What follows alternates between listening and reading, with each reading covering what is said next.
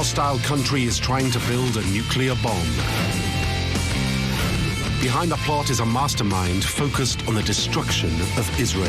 General Mohammed Sleiman hated Israelis, hated the state of Israel. It will take 3 elite Black Ops units to deal with this menace.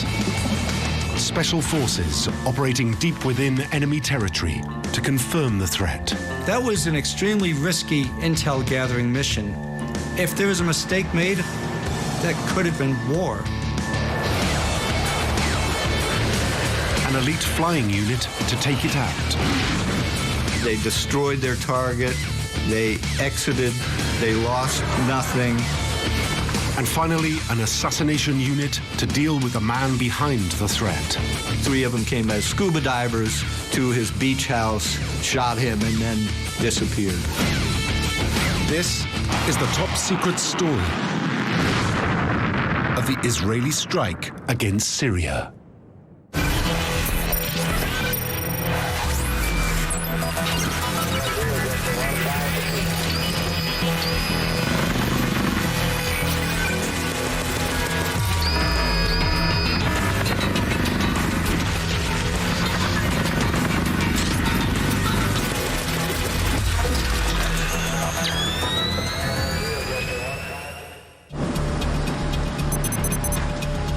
North Korea, 2004.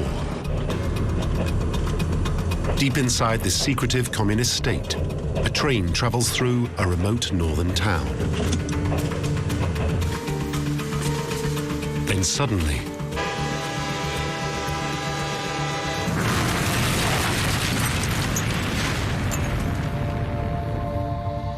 in April of 2004, there was a massive train explosion in northern North Korea. The explosion is so enormous, it registers magnitude 3.6, equivalent to a small earthquake. It killed several hundred people, destroyed a town of 10,000 people, left 2,000 people wounded. According to the North Korean government, the train was carrying liquefied petroleum. But before anyone can discover anything more, the regime forbids further reporting on the incident. A week later, they banned all use of cell phones in North Korea for 5 years. Just what is going on in the rogue nuclear state? 5,000 miles away, one nation is following the incident with great interest.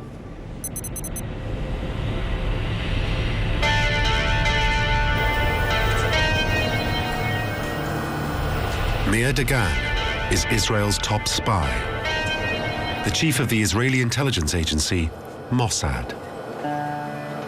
Meir Dagan was a legendary figure in the Israeli security establishment. He had a reputation for being very brutal in what he was prepared to do in pursuit of Israel's national security interest. North Korea behaving secretly is nothing new. But what intrigues Dagan are intelligence reports that a Syrian aircraft has now landed in North Korea. Contact between North Korea and the Arab world is unusual and highly concerning to Israel. And that was when the Israelis started to take a closer interest in what was going on. The plane is supposed to be delivering aid, but instead it seems it is being loaded with the bodies of victims of the crash. More than that, the bodies are being transported in lead-lined coffins and are carried by men wearing chemical weapons suits. This is extremely strange. Then Dagan is informed that the bodies in the lead coffins are not North Koreans, but Syrian scientists. There were 12 Syrian scientists from something called the Syrian Scientific Research Center, their covert military research and acquisition center. It raises a terrifying possibility for Dagan. Could North Korea be helping Syria to build a nuclear weapon? Dagan has to find out more. It becomes a top priority for Mossad and will eventually lead to one of the most extraordinary black ops of all time.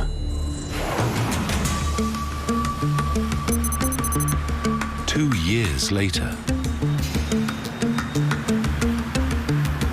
a woman walks into a London hotel bar. Her arrival is noticed by a man who has been drinking alone. But this is no innocent meeting. The man is a high-ranking Syrian nuclear official traveling to London alone. He comes to London, residing in a posh hotel. He has a meeting tomorrow morning in London, but he has the night or the evening to spend. He goes to the bar of the hotel and extremely happy that in the bar he meets a woman with a wonderful character. But what the Syrian doesn't know is that he is under surveillance. Mossad had been alerted to the Syrian's visit when he checked into a hotel under a false name. The Israelis dispatched teams of people to monitor him. Unaware he is being watched, the Syrian continues to flirt with the woman. And she's also impressed by him. He orders another drink and another drink, and he's confident that he has a wonderful way of spending the night. But he is also unaware that the woman is not as she seems. He doesn't know that this woman is a part of the Mossad crew, and she was there to keep him busy while her team is breaking into his hotel room.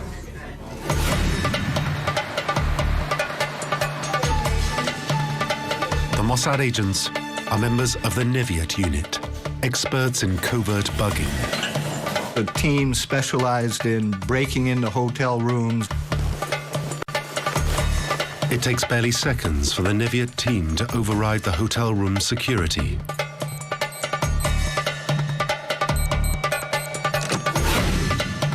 Once inside, they realize they have hit the jackpot. The Syrian official has left his laptop completely unguarded. Immediately, they go to work. The Mossad was able to break in, get its hands on the laptop computer, and copy its contents off the hard drive. The agents transfer the entire contents of the computer hard drive to Mossad HQ in Tel Aviv instantaneously. They took all the information from the computer, and then they put devices on the computer to monitor any future activity from that computer. As they leave the room, the female Mossad agent abandons the hapless Syrian.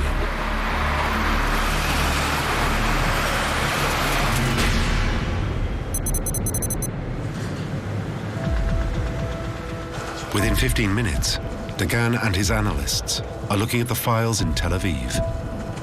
They open it. They find a lot of different details and documents.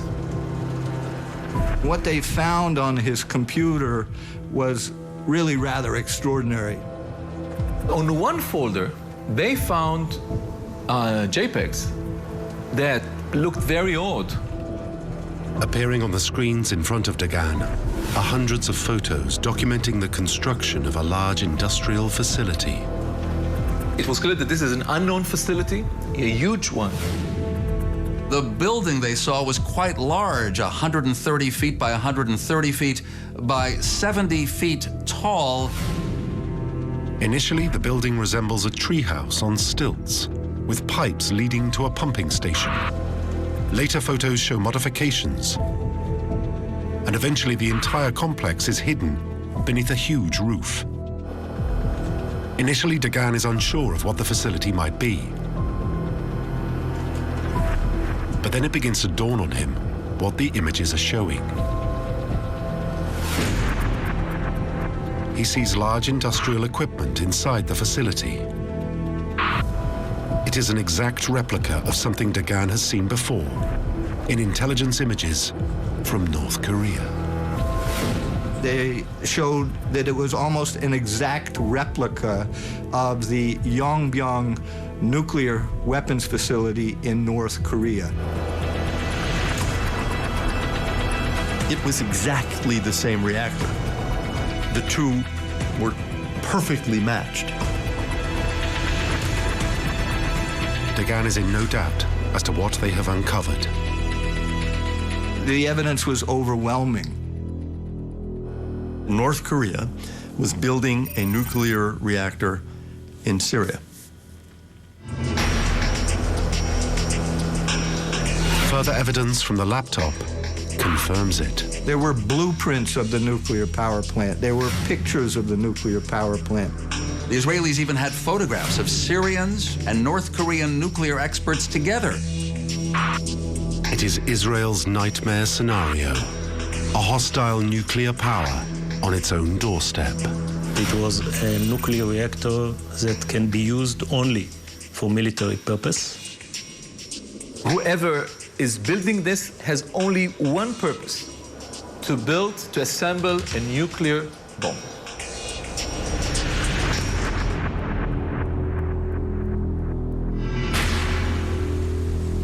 Dagan is now certain there is a nuclear weapons program in Syria, but he has no idea where it is. Intent on finding out, he orders Israeli satellites to monitor potential sites. Eventually, they close in on a remote area of Syria called Al-Kabar, where some highly unusual communications have been monitored.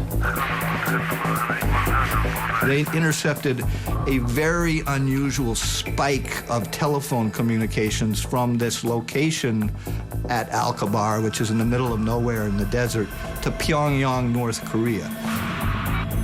It was very far from the capital, Damascus. It was in a remote part of northeastern Syria, but not far from the Euphrates River and the border with Iraq. Israeli satellites now pinpoint a large building at Al-Kabar. When they compare them with the stolen images from the Syrian laptop, it is a perfect match. Al-Kabar has to be the site of Syria's nuclear weapons program. Armed with the intel on the Syrian facility, Dagan goes to see the Israeli Prime Minister, Ehud Olmert. Mayor Dagan came to see Prime Minister Olmert and told him this dramatic news that Syria is in an advanced stage of developing nuclear weapons. The Israeli Prime Minister immediately recognizes the seriousness of the threat. Olmert said one thing right at the start, and that was the Syrian nuclear weapons program is simply intolerable for Israel. It cannot be permitted. This is an existential threat to Israel. This reactor has to go away. The only way to be rid of the nuclear weapons program is to blow up the reactor. But first, he has a series of questions for Dagan. Most importantly, how far advanced is the reactor? If it is already operational, then a bombing could cause a catastrophe. If the reactor is already active, then a full destruction of the reactor might cause an enormous environmental pollution poisoning. But Dagan does not yet know if the reactor is fully operational. The JPEGs were 15 months old, so this facility must be more advanced. They desperately need to find out how advanced the construction is. That means doing something extremely risky. Sending someone in to take a look. The next step would have to be risking the lives of operatives. Olmert has only one group of men capable of operating undetected hundreds of miles within enemy territory. So he calls upon Israel's elite Black Ops unit. In English, they are known as the unit. In Hebrew, they are the Sayeret Matkal.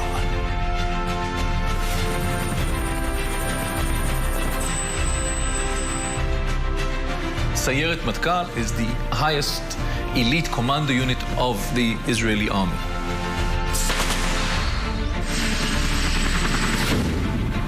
Sayeret Matkal in Israel is nothing short of legendary or mythical. It's essentially the top unit in the army. Their job is to go on special operations that are considered beyond the scope of your regular troops. It's a unit modeled after the British SAS. SEAL teams are similar to it, Delta Force is similar to it. They're some of the most highly trained units in the world.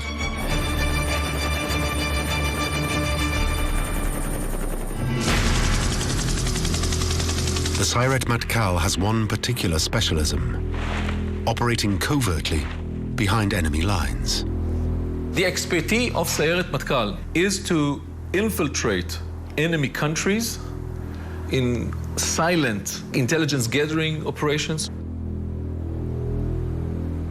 They've gone into Jordan, they've gone into Lebanon, they've done missions in and out of these countries undetected.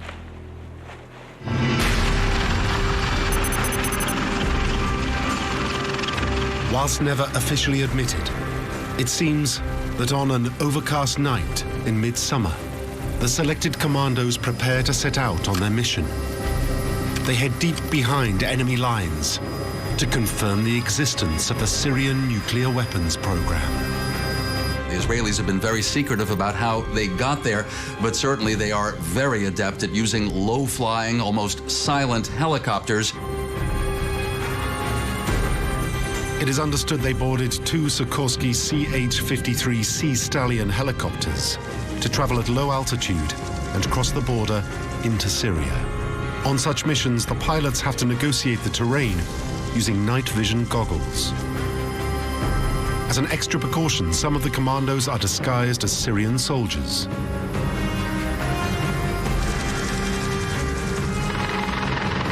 The commandos are dropped a safe distance from the facility.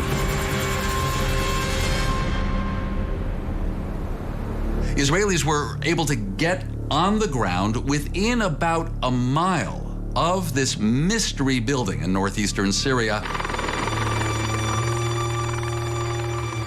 As the commandos set off, they know that no matter what, the Syrians must not be alerted to their presence. Once the helicopters are gone, if the Syrians discover them, there is no chance of being rescued.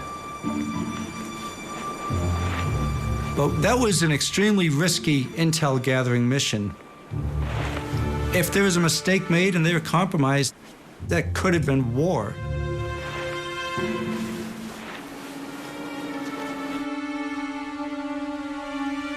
The Sayeret Matkal commandos come within meters of the Al-Kabar facility and immediately start intelligence gathering. The unit did the intel collection on the ground, right at the site. That was extremely dangerous. Israeli commandos dressed as Syrian soldiers went and took pictures of the facility. Of course, they took photographs, but also took soil samples. Collecting soil and water samples from around the facility is the most important element of the mission. It is the only way Israel can find out for sure if the reactor is operational. If the reactor is active, then a very small portion, not lethal, but very, very small portion of radioactive substance would be found in the water. Once the intel collection is complete, the commandos hide their tracks and prepare to depart. But then,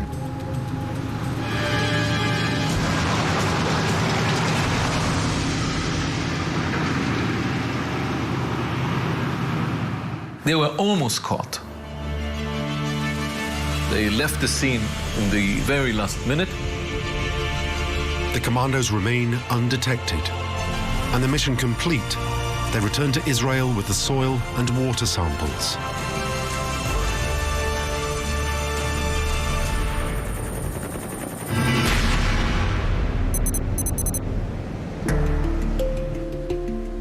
In a government laboratory in Tel Aviv, the samples are tested for nuclear contamination. results of the exhaustive tests are delivered to Olmert and Dagan. The soil and water samples collected by the Sayeret Matkal commandos do contain traces of nuclear contamination, but crucially, not at levels that indicate the reactor is fully operational. The samples prove that the reactor is still inactive. This is critical news. It means Olmert can now give the order to take it out.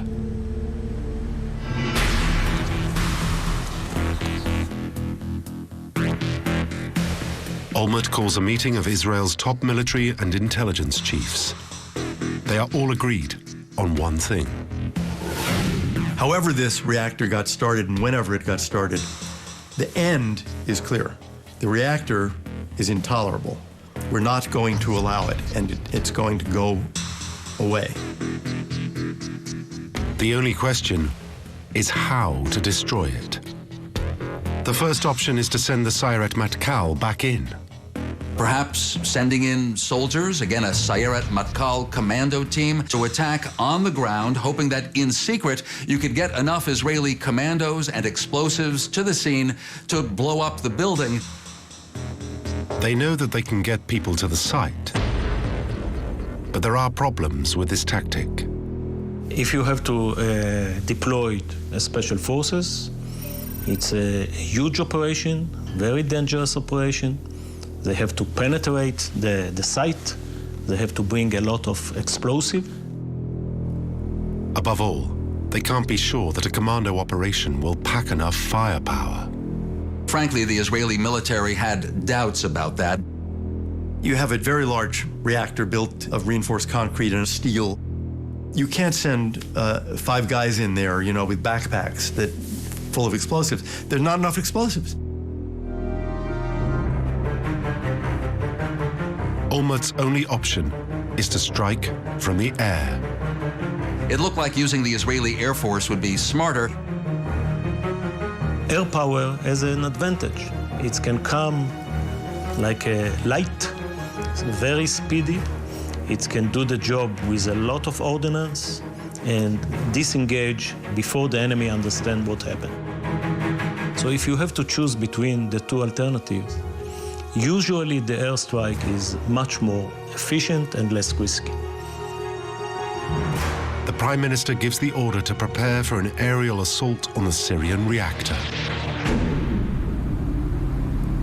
It will be known as Operation Orchard.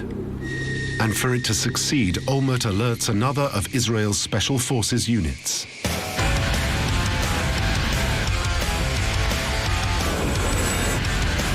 Squadron 69, known as the Hapatashim, the Hamas Squadron. There is no squadron better suited for a mission to destroy an enemy nuclear program. That's because they've done it before.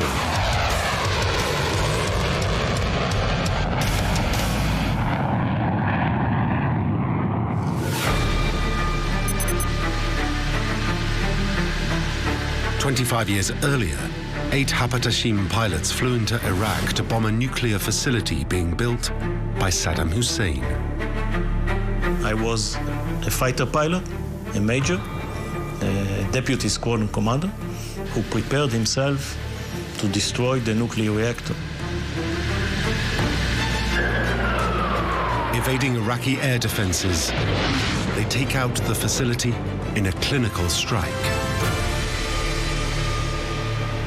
The whole operation from takeoff to the attack was 1 hour, 43 minutes and 30 seconds. But a quarter century later, an attack on Syria is a much harder prospect. The Israeli Air Force says they can make something look easy, but it's never easy. Even to fly to a target in Syria, you don't just fly right across the border. For decades, Syria has been developing one of the most formidable anti-aircraft defense systems in the world. They have installed the Russian-built Tor M1 air defense system and have multiple surface-to-air missile batteries ready to repel any air attack. Nothing is easy when it comes to attacking a country that has anti-aircraft systems, and so the Israelis worked hard on their countermeasures. The Hapatashim has aircraft specifically designed to evade such air defenses. The US-made F-15 and F-16 fighter bombers. The F-16 is well equipped to cope with a lock-on of a missile battery. We can break the lock. We can use some ECM, flares against guided missiles, and some electronic warfare against the same batteries. They also carry electronic countermeasures that can fool the Syrian air defense system and allow the attacking craft to enter Syrian airspace undetected. In the meantime, the Hapatashim pilots begin flying practice missions. To be successful, their bombs must hit a precise target point so that they will penetrate the building and explode from within. They practice steep-angle dive bombing runs on a tiny target.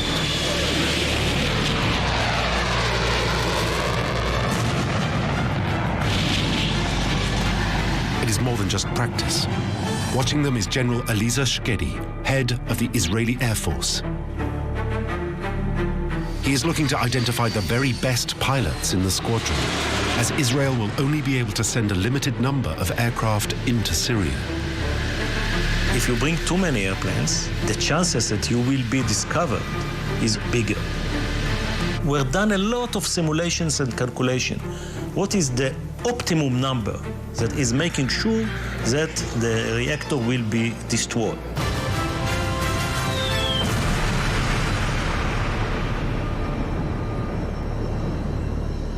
A date has yet to be decided for Operation Orchard. But then Prime Minister Olmert receives intelligence that forces his hand.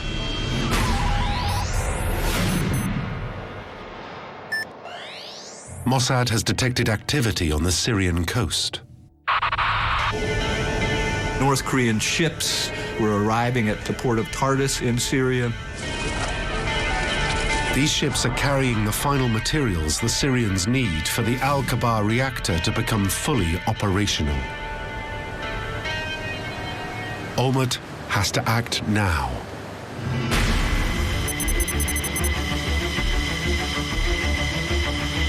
At exactly 23:59, 10 Hapatashim pilots are ordered to take off. Even now, they have no idea what their target is. There were two sets of planes that took off around midnight in early September. The F-16s and F-15s take off 20 seconds apart, armed with 500-pound AGM-65 bombs. They head out to sea at nearly 600 miles an hour and follow a route designed to avoid detection by Syrian air defenses. What the Israeli Air Force did was map a route that would take planes to the west over the Mediterranean, then north, then east over Turkish airspace.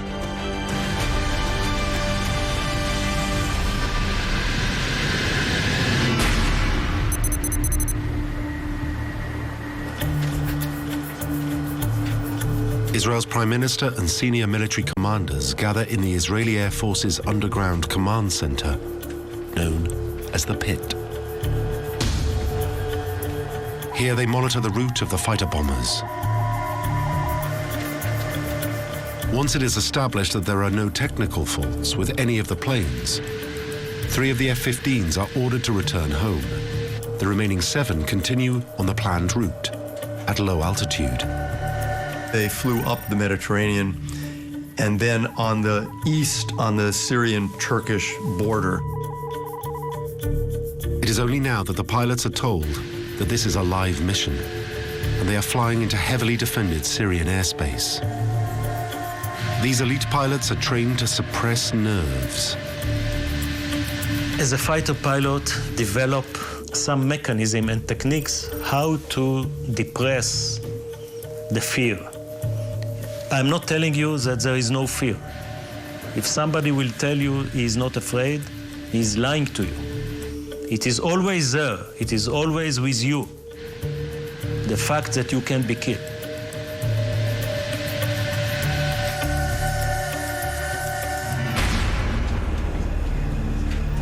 The planes approach Syrian airspace. It is now that they will encounter the Syrian air defense systems. The military side of the operation involved somehow evading the Syrian radar so as not to alert the Syrians to their presence. Using codes allegedly sold to them by Russia, the Israelis are able to make the Syrian air defenses suddenly display hundreds of enemy planes. Then just as suddenly, the Syrian system detects no enemy planes at all. To the Syrians, it appears like a brief technical glitch.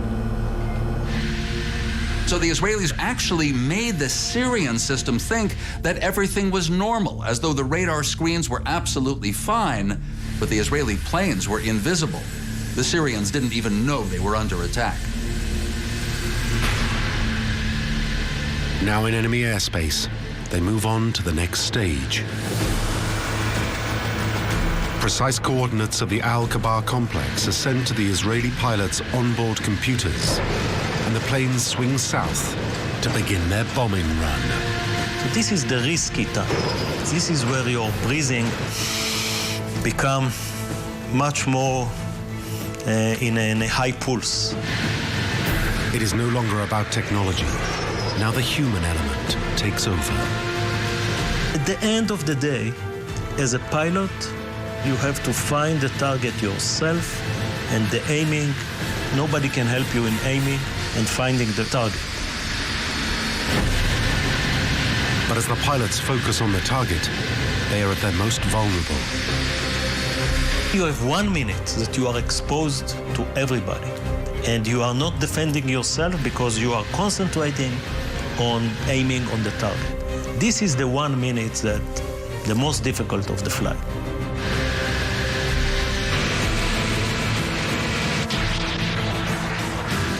As they begin their bombing run, the pilots suddenly detect anti-aircraft rockets.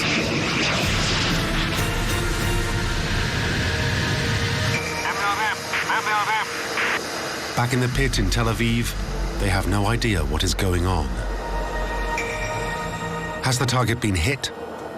Have the pilots been shot down? Then comes a radio transmission. It is the single word, Arizona. Arizona. The code word that confirms the bombs have found their target.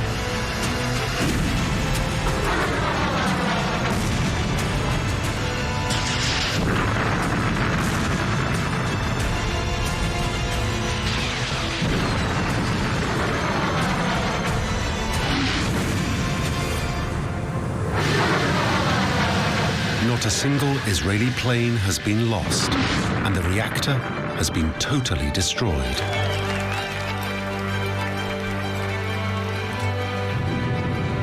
There was nothing left, really, but a smoking ruin at the reactor.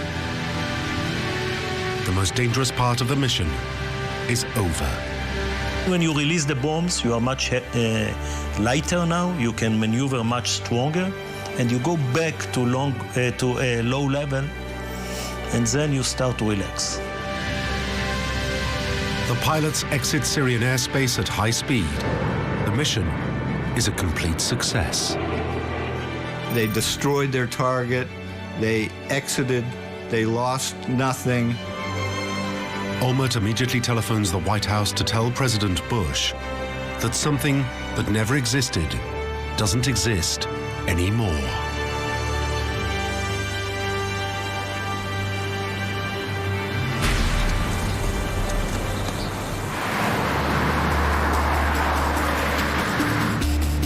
Now there is a tense wait for the Syrian response.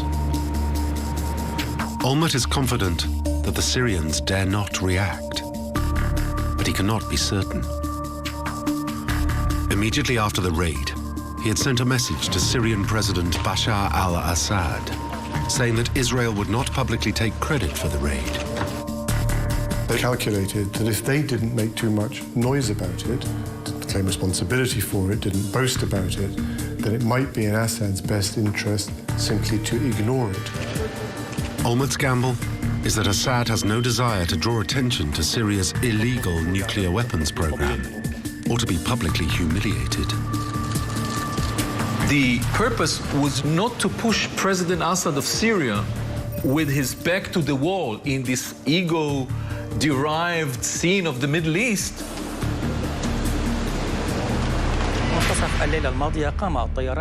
Sure enough, the gamble pays off. Syrian state news announces that Israeli planes had been repelled from Syrian airspace. It is a lie, but both countries are content to pretend that the bombing never happened. It seems Olmert has successfully safeguarded Israel's future. But one thing still bothers Olmert and Dagan. How had Syria managed to develop a nuclear weapons program in complete secrecy?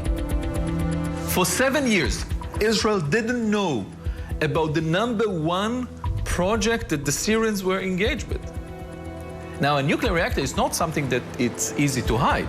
It's a huge facility. So Mossad begins investigating how Syria has managed to keep the Al-Kabar facility a secret. What they uncover is that Syrians had developed a networking system that avoided all electronic communications.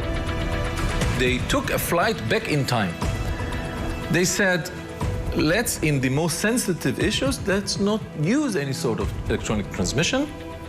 Every time we want to send a message, we will print a hard copy, put it in an envelope, seal it with wax, write top secret, and build a network of couriers that would take these envelopes from place to place.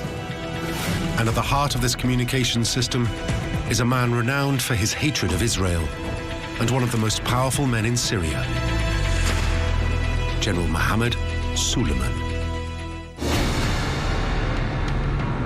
Mohammed Suleiman was the most powerful, closest advisor to the current leader of Syria, Assad. His office was just across the hall from the office of the president in the presidential palace in Damascus. Because of his closeness to the president, Suleiman is known as Assad's shadow. This is the mastermind behind Syria's top-secret nuclear program. Suleiman, he had credit for the compartmentalization within the Syrian government that allowed him to undertake this project for years. And no one knows about it. But Mossad have uncovered some even more worrying intelligence. The intelligence was that Suleiman had not gotten the message. So after the destruction of the nuclear power plant, the Israelis received intelligence that the Syrians were resuming their efforts to build another nuclear power plant. The Syrians may have to start from scratch, but with Suleiman in charge, it seems that the Syrian nuclear weapons program could soon be up and running again. You know, technically, when you destroy a nuclear program, within 5 years, the countries that have done it can do it again. If you have enough money, enough determination and know-how, and you start from zero your nuclear program, in 5 years you can have the bomb. The Israelis conclude that so long as Suleiman is in charge, they remain under threat. He and his talented bureaucratic and organizational capabilities are still around. So, what do you do? For Israel, there seems no other option. They have to kill him.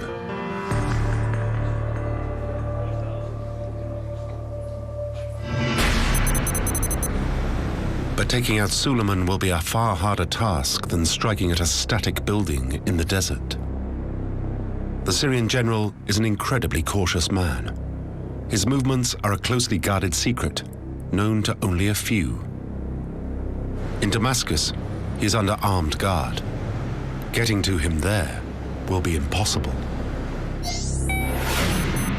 But in midsummer 2008, Mossad discovered that Suleiman is planning to spend a weekend at his second home, a villa in the Syrian coastal city of Tartus.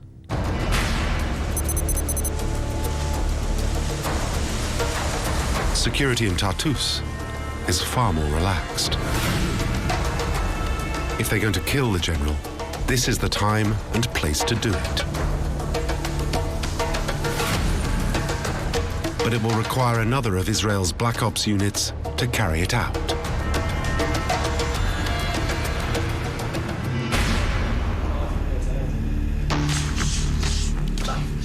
This group are called the Kidon. Kidon means bayonet. They were known within the Mossad for assassinations, but also knew how to slip in and out of countries.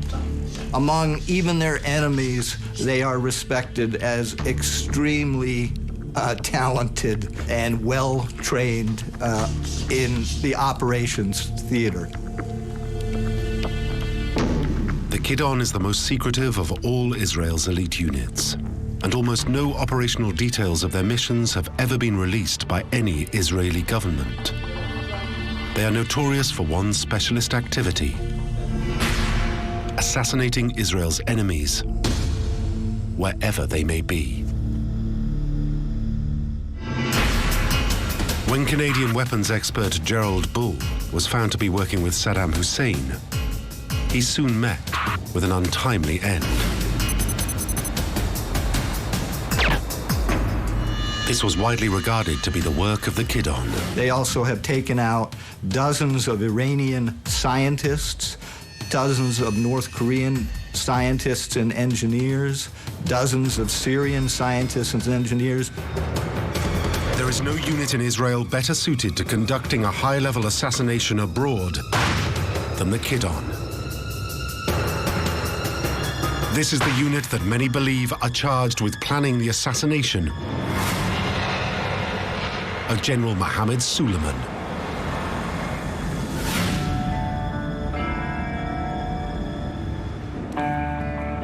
It seems, as the Kidon study Suleiman's villa, they realize that although well guarded from the street, from the sea, the rear of the villa is totally exposed. The Israelis then discover that when staying at his villa, Suleiman hosts his guests on the balcony overlooking the sea. Initially, they consider bringing a boat close enough to shore for a sniper to target Suleiman from the boat. But it seems this plan is rejected. They will only have one chance, and a long-range shot from a moving boat is just too risky. The further out the shot, the harder it is to get a headshot. When you're taking a shot from a boat of a guy on land, it's a little bit of a harder mission. The only other option is to send someone onto shore.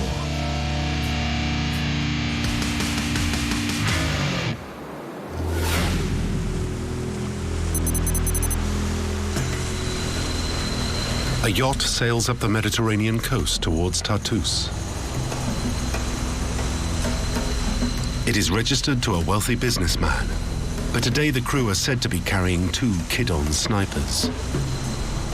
They sent in one of their intelligence assassination teams in a ship off the coast of Tartus, off the coast of Syria.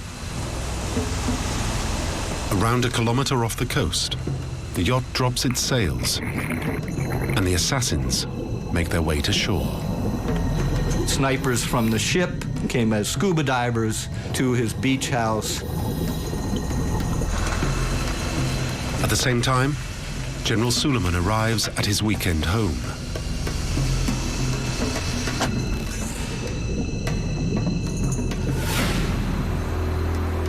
As the sun sets, it seems the snipers emerge from the water. They watch the guests as they mingle on the terrace. They know that their dark figures are invisible to anyone from above, but they still cannot see Suleiman.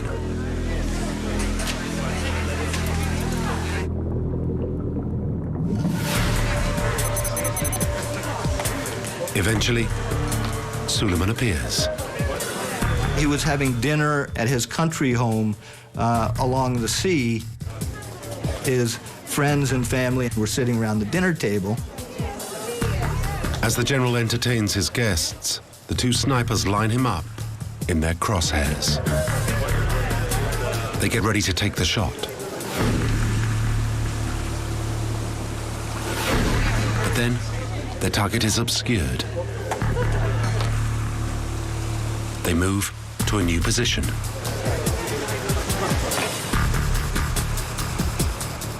The two snipers relocate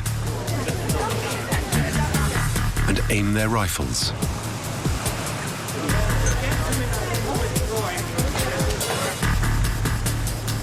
They have earpieces in, which can hear an electronic countdown. This will ensure they fire simultaneously.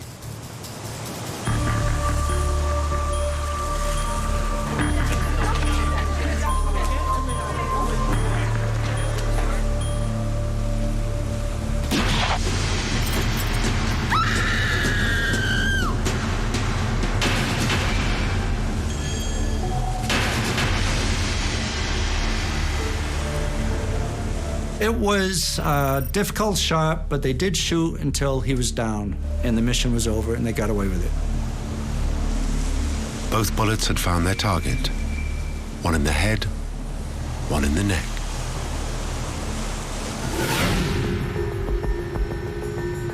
Like the bombing of the reactor, Israel will never officially admit to the assassination of General Suleiman. The Israelis do not talk publicly about killing people overseas because it's actually against the rules. But they do say things, including in this incident, they referred to it as a very happy accident. That was actually an official statement. Taking out the threat of a Syrian nuclear weapons program has been an extraordinary accomplishment. Calling upon 3 elite special forces units, the Sayeret Matkal to identify the threat, the Hapatashim to take it out, and the Kidon to ensure that it cannot return. Thanks to these operations, a dangerous and volatile regime has been stopped from acquiring the most dangerous of all weapons of mass destruction.